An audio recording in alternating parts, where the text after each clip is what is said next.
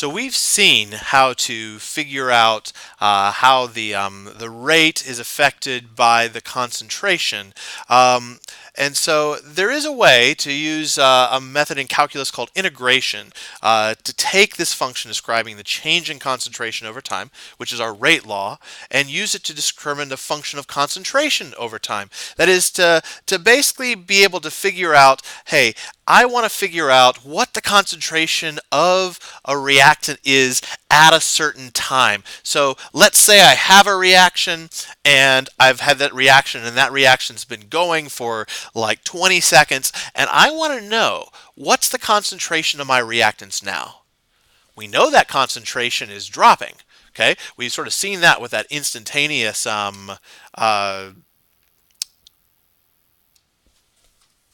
rate graph where we saw it looked a little bit like this. So the instantaneous rate decreases over time for most reactions here. But what if I just want to know, I want to know what is that concentration at that time? So if I know what that time is, can I figure out what that concentration is? And so we basically can. We have to use something called the integrated rate equation, the integrated rate law, or the integrated rate expression. Now the thing is about these integrated rate expressions is there's not just one of them. They depend very strongly on the order of the reaction. There are multiple different ones. And so let's talk about those. So this integrated rate equation, we're going to look at three different ones. We'll look at one for the first order reaction, one for a second order reaction, and one for a zeroth order reaction. And so just one note here.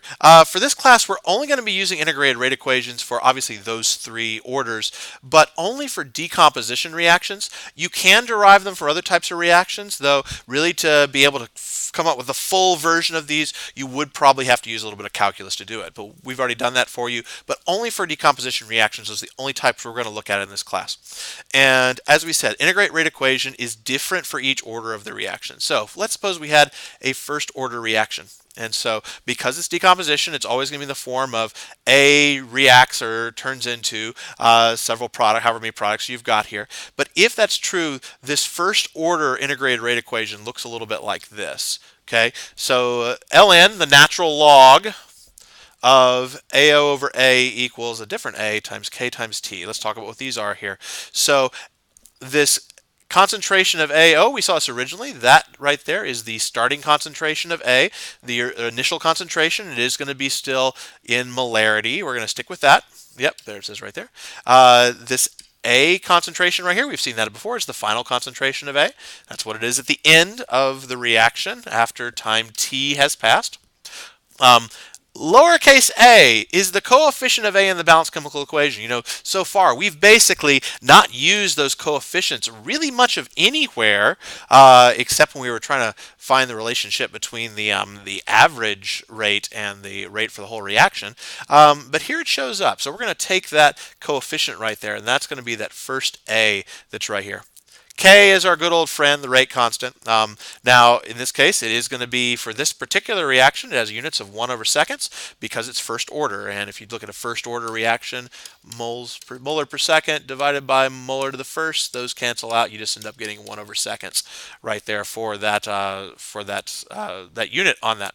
And T is the time between the start and the end concentrations. Usually this is going to be in seconds. It is possible for it to not be in seconds. There are cases where sometimes you'll end up with a T that'll be in minutes or something like that. But if that's true, that's gonna change this rate constant. The units are not going to be 1 over seconds. So if this were, like, let's say in minutes, then the rate constant would be units of 1 over minute instead. But almost always it's going to be in seconds. But just know that if that time does change to a different unit, then this rate constant has to be in a different unit as well. And the time units just are going to match up if that's the case. So it could be years, could be days, whatever. Most likely it's going to be seconds. So this is sort of what we have here. Now, as we said, this is a natural log that's in here, so you will have to make sure you know some of your exponential and logarithm rules to be able to solve this.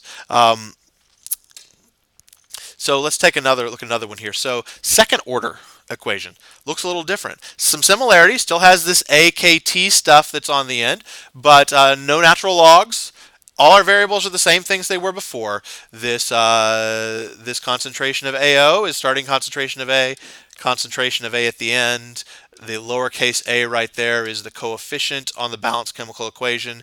K is the rate constant, but since this is a second order reaction, it's now going to be 1 over molar seconds, and then T is the time between start and end, typically in seconds right there. That's our second order equation. What if we had a third order, zeroth order reaction? If that's the case, then it looks a little bit like this. Everything's the same as it was before. Concentration at the end, concentration of the reactant at the beginning, the coefficient of the reactant, the reaction, the rate constant, though in this case it's going to be just molar per second because it's a zeroth order reaction, and then T, the time in seconds. So really the key is just recognizing, look at your rate law or figure out your rate law, figure out the order of the reaction, the overall reaction order, and then with that you basically can say, hey, which one of these do I want to use? If it's zeroth order, then you're going to use this guy right here. If it's first order, you're going to use this guy right here. If it's second order, you're going to use this guy right here. They all have the same variables in them. You just gotta, as it says, you must know the order of the reaction to know which integrated rate equation to use. There's no way around that. You just have to know that. Now, if you don't know K, if you know the rate law, you know K. If you don't know the rate law, then you'll have to use the method of initial rates, the same way we did before, where you have experiment 1, experiment 2, experiment 3, and you change only one thing at a time and look at what the rates are to be able to figure it out. So just like we talked about last time, so you may have to use that if you don't have the rate law in order to use the integrated rate equation because you need K. For the first order one, because it has this logarithm stuff, just make sure you know how to use those normal logarithm rules. Since this is natural log, remember this is log base E. So one of the nice tricks that we've got here is that if you remember how to use on those here is that the natural log, let's say of x, if you had that equals 2 and you're trying to solve here, remember that if you basically raise e to both powers, this is e to the log x equals e squared, e to the second, is that the e and the log x basically sort of cancel out, and so you end up getting that x is equal to e to the second power right here. Other rules to remember that we have here is that, if you have, like this case, it's natural log of AO over A, like that. Remember that logarithm rules basically say that these are going to be the subtraction of this.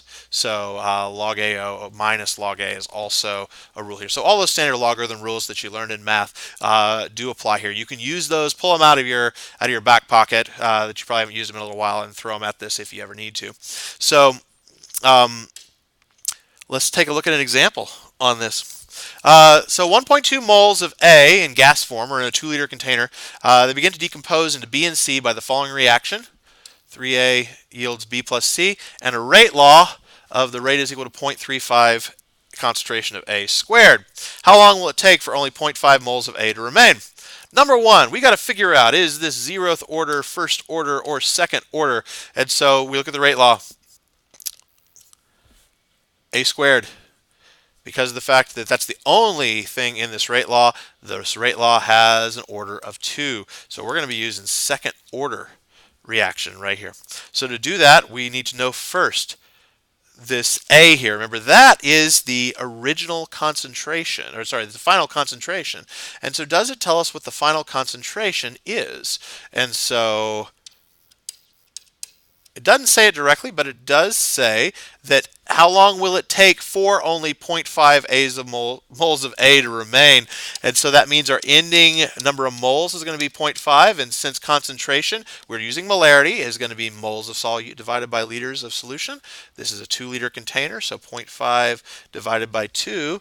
And so when we're setting this up, we say 1 over 0.5 divided by 2 is just 0.25. So 0.25 right there. And then minus 1 over the original concentration. Original concentration should be the number of moles it starts with, which is 1.2, divided by the volume, 2-liter container still. Moles divided by liters, and that's going to equal 1.2 divided by 2 is 0.6. So we get 0.6 right there, equals A, the coefficient. So we look at the equation. The coefficient of A is 3. So 3 times K, the rate constant. The rate constant, according to the rate law, is 0.35 times T, the time, Oh, that's what we're looking for. How long will it take? And so we don't know what t is. We're going to have to solve for t, and that's how we're going to work this out. So we do this 1 over 0.25 is going to be 4. 1 over 0.6. Oh, that's going to be, that's 5/3. So yeah, 1.6 repeating right there. And so once we've got that, that's going to equal to 3 times 0.35, which is just 1.05. So 1.05t, divide both sides by 1.05. And so let's see, when you do that, you end up getting t is 2.22 repeating seconds. Okay, so sig fig wise, we have 2 sig figs, 2 sig figs, up 0.5 moles right there. Gonna knock it back to 1, it looks like. So that's just going to be, time is going to be 2 seconds. So it looks like it takes 2 seconds for this 1.2 moles of A to end up being only at 0.5 moles of A. And so that's how you work out an integrated rate equation for a second order reaction, at least. Let's take a look at another one. In the presence of a hot platinum catalyst, 4.5 molar gaseous N2O decomposes in nitrogen oxygen gas. If the rate law for this reaction is rate equals 0.094, what is the concentration of N2O after 20 seconds? Now we know for each one of these, we are going to need to have the balanced chemical equation. We don't have that here. We had it on the first one. We'll have to do it ourselves. So in this case, it says N2O decomposes, because all of ours for integrated rate have to be decomposition, into nitrogen and oxygen gas. Nitrogen is N2, oxygen is O2. And so in doing this, we'll say 2 N's, 2 N's, 1 O, 2 O's. So we put a 2 out here, which then gives us 4 N's. So put a 2 right there, and that should work. All right, so we have that balanced out. Next thing we have to figure out is which of our reactions are we using, 0th order, first order, or second order. So our rate law is rate is equal to 0.094. We notice there is no N2O in there, no concentration of N2O, which means the rate does not depend on the concentration of N2O, which means it's 0th order. Because this is sort of like saying, remember, 0.094 times N2O to the 0th power, which is just 1, and so it just turns into 0.094.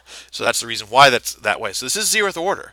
So let's figure out what we know here. We have to figure out first, what is the final concentration?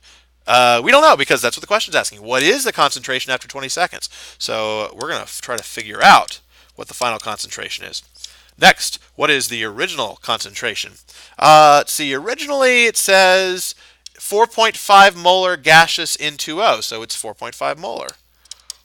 Okay, minus A, the coefficient, 2, times K, the rate constant, which is 0.094, times T, the time in seconds, and it says this is after 20 seconds, so 20 seconds go by. So we have to just do the math right here. And so in doing this, just end up getting 0.74 molar. Sig fig wise, let's see, 4.5 is 2 sig figs, 20 seconds is just 1 though, so that's just going to take it to 1 sig fig. So 0.7 molar is going to be the concentration. So it started off at 4.5 molar was the original concentration of the N2O. After 20 seconds, it's now only 0.7 molar is our concentration based on this particular reaction rate. So the first order rate constant for the decomposition of N2O5 into N2O2 and O2 is 0.0084 1/seconds in a particular temperature. 2 minutes after the reaction starts, what percent of the original dinitrogen pentoxide remains? So just like last time, we do need to have the balanced chemical equation first. So we're decomposing N2O5. N2O5 is decomposing into N2O2 plus oxygen gas, O2. So to balance this out, nitrogens work, oxygens, oh gosh, they certainly don't. That's 5 oxygens here and 2 and 2 over there. Because the right side has to be even, that means the left side has to be even as well. So that means that we got to put a 2 out front. So if we put a 2 out front, That's going to give us 4 nitrogens, so we put that 4 nitrogens. That gives us 10 oxygens on the left. Right now we have 2 times 2 is 4 nitrogens in our first one, so that means we need 6 right here, so we put a 3 right there, because that means 2 times 2 is 4 plus 6 is 10. All right, so we have that balanced out. Okay, next thing we got to figure out is what order is this reaction, is the rate law, and it doesn't give us a rate law, but it actually tells us it is first order. So because of the fact that this is a first order reaction, it tells us directly we know we're going to be using our first order equation down here. So what are we looking for here? It says what percent of the original dinitrogen pentoxide, which is of course this guy right here, remains. Okay, that's interesting. What percent? So let's try setting this up. So natural log of original concentration. It doesn't tell us anything about the original concentration. But because it's asking about percent, what percent, originally it would have started off with 100% of the original, right? And that would have had some rate, that would have been basically like, so we could call it really sort of 100% in there, because it doesn't really sort of matter here. It's gonna go down by the same amount. Now it does say what percent remains, so that's the final amount, which is this. So I don't know that, so I'm going to call that X, because I don't know what the final concentration is going to be, but I know it should be in the same proportion as these percentages here. So we have that equals A, which is our coefficient, which is 2, times K, which is our rate constant, 0.0084, times T, the time. Does it tell us how long it's been? 2 minutes. Now, since this is 1/seconds right here, that's in minutes. We're going to have to get that 2 minutes into seconds. So that's going to be 120 seconds right here. And so now all I have to do is just do a little bit of math. And so I end up with natural log of 100/x equals, let's see, so what do we have here? The 2 times 0.0084 times 120 is 2.016. Now, I got to get inside this natural log, and so remember that what we can do is that we can raise e to both powers, to both sides, like this, and then that's going to cancel off on this side right there. It gets rid of those. And so now we end up with, when we do that, 100/x is equal to e to the 2.016, which is, if you put that in the calculator, comes out to 7.50823. Now, let's multiply both sides by x to get the x off the bottom there, cancel that off. So I'm going to go back up here. So this is 100 now is equal to 7.50823x. Divide both sides by 7.50823. 7.50823 cancels there. X is equal to 100 divided by the 7.50823, which comes out to be 13.32%. I guess sig fig wise, it should be based on our 2 sig figs here, just 2, so 13%. So what we found is for this dinitrogen pentoxide is that after 2 minutes, only 13% of the dinitrogen pentoxide remains based on our integrated rate equation.